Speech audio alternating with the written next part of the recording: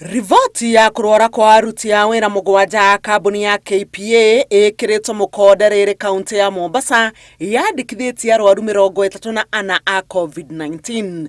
Thirikari ni iratanya kwambiriria guthima aruti a wira a kambuni iyo kumenya kana kuri na angi ao arwaru niguo kurigiriria gutamba kwa virus ino makiria. In Mombasa, we are deploying 1,000 testing kits to Kenya Ports Authority, KPA.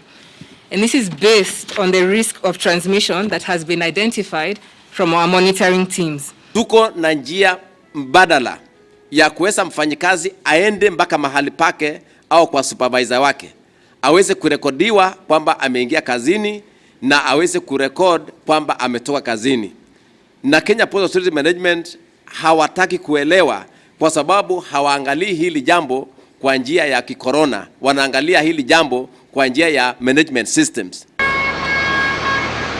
Kugerera ndumiriri iria itumirwo nyumba cia mohoro ni uria kwa ihinda riri unyitiriire urugamiriri wa kambuni ino Rashid Salim. Arwaru mugwanja hari aria 34 maumite kaunti ya Mombasa ni aruti a wira a kambuni ino ya KPA. Ana ni aruti a wira a kwandikwo ni kambuni ya KPA na watatu ao ni andu a Shivarwa aria marutaga mawira ma guthambia mawabici na kambuni ino. Tunawapa Kenya Ports Authority siku 3.